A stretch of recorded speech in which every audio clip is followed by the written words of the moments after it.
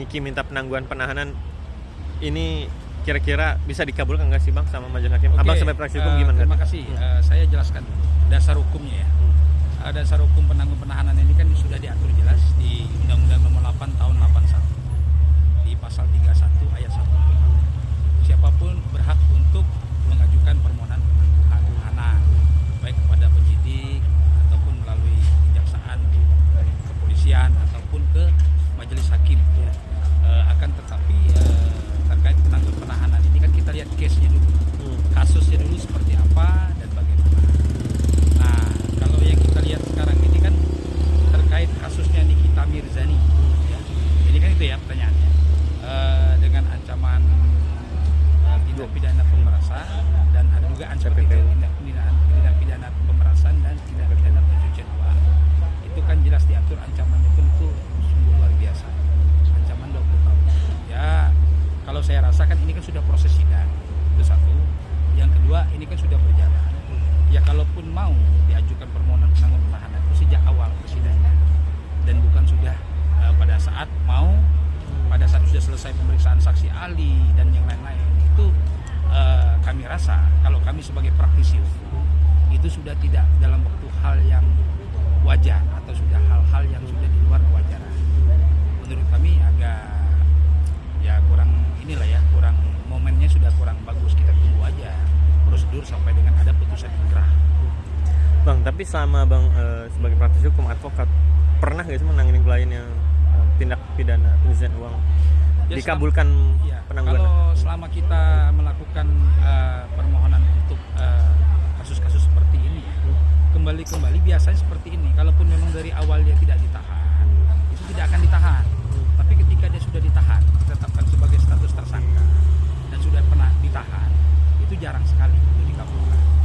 Itu pengalaman kami sebagai praktisi hukum. Tapi Bang, kalau ada alasannya dengan rindu anak-anak, kangen dengan anak-anaknya, itu bisa dijadikan sebagai alasan gitu kan? Karena kan kalau penangguhan penahanan biasanya ya itu kan terdakwanya sakit keras harus di rumah sakit atau diobatin gimana? Ya kalau kita kan beda ya. Kalau memang misalnya anak rindu sama anak itu hal-hal yang wajar. Semua orang bisa saja seperti itu. Akan tetapi kan kita berkaca dari case-case yang sebelumnya. Contohnya Pak Antasari. Saya case-case itu ya. Yeah. Pak Antasari itu dia pernah dijadikan kasus dalam hal case pidana juga ya. Dia pernah anaknya mau menikahkan anaknya kalau nggak salah dulu. Tapi juga tidak bisa untuk meminta permohonan sama yang seperti disampaikan oleh si artis Nikita Mirzani ini. Artinya semua orang di mata hukum sama. Nah ini ada pengecualian, terkecuali ada hal-hal dia tidak akan melarikan diri, ada itikat baik, tidak mempersulit jalannya persidangan, tidak berbuat keonaran, itu bisa saja. Tapi selama di persidangan, misalnya dia tidak memberikan adab yang baik, etika yang baik, karena di dalam pengadilan pun ada aturan-aturan tersendiri. Itu di kekuasaan kehakiman itu jelas. Karena kita tidak boleh membuat kericuhan dan kegaduhan. Itu bisa jadikan poin penting ya buat penilaian hakim ya. Di situ akan jadi penilaian kita. Karena hakim ini adalah orang yang benar-benar yang harus kita hormati dan dalam rangka untuk memutuskan dalam kasus hukum yang sedang dia periksa ya, untuk dalam hal mengadili. Karena artinya kekuasaan kehakiman ini dia yakin kepada diri dia sendiri, kepada orang banyak dan kepada Tuhan.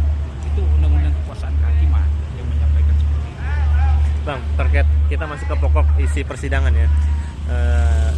Pokok persidangan yang kami selalu itu kan menghadirkan 3 saksi ahli ya, itu saksi ahli pidana, ahli bahasa, dan ahli UU ITE. Niki merasa dipojokkan atau diberatkan oleh para saksi tersebut sampai dia menangis di persidangan.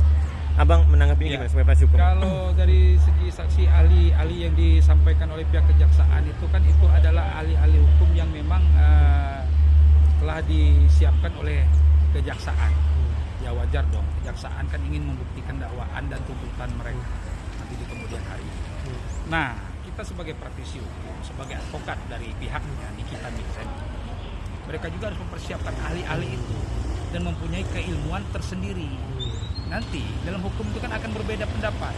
Mungkin ahli dari pihak kejaksaan menyampaikan begini dan begini, ahli dari pihak tersangka atau terdakwa akan menyampaikan seperti ini dan begini sebelum mempunyai kekuatan hukum tetap, sebelum putusan inkrah ya.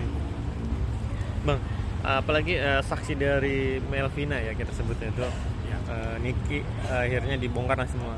Kalau Melvina bilang dia pernah dimintai uang senilai 15 M. Oke. Dan akhirnya Melvina nego ke asisten Mail, ingin ngasih jadi 2 M, terus tidak mau juga karena dia bilang itu uang tutup mulut Niki cuma dihargain 2 M, akhirnya naikin lagi jadi 3 M gitu. Abang melihatnya seperti apa nih? Ini sudah termasuk percobaan pemerasan atau gimana Bang? Ya kalau selama perbuatan itu dengan ada kata-kata untuk meminta sesuatu atau memiliki sesuatu yang bukan haknya, itu bisa saja menjadi pidana. Kalau itu sudah terjadi ya perbuatannya. Namun apabila perbuatan itu baru akan tidak artinya jadi. indikasi perbuatan itu baru percobaan. Percobaan akan terjadi pidana. Itu baru percobaan. Niat, baru dengan niat. Tapi belum terjadi perbuatannya. Artinya belum bisa dikategorikan itu pidana pemerasan. Yang dikatakan pidana pemerasan itu apabila ia meminta memaksakan suatu kehendak yang akhirnya dari salah satu pihak memberikan apa yang diinginkan oleh pihak yang meminta dan itu sudah terjadi, itu baru terjadi pemerasan. Berarti bisa dibilang itu yang membuat Niki kecewa. Dia bilang juga kan itu hanya bercandaan saja dia mintanya. Abang menilai gimana kalau kata-kata bercandaan ada emotikon? Bercanda atau tidak, tapi itu sudah ada dugaan percobaan untuk melakukan kejahatan, tetapi belum terjadi untuk perbuatan hukumnya. Bang, abang melihat kan abang juga melihat juga berita-berita. Abang menilainya gimana sih? Ada pesankah untuk PH atau Niki untuk menjalani persidangan nanti? Ya, kalau saya sih begini, pesan saya begini untuk kuasa hukum para pembela Niki. Mbak Nikita Mirzani ya. Yang pertama ya kita sesuai KUHP aja, kita mengenai hukum acara pidana, kita mengacu kepada Undang-Undang 8 tahun 81, di mana di sini ada hak terdakwa, ada hak juga pelapor. Artinya semua punya hak di dalam aturan hukum itu.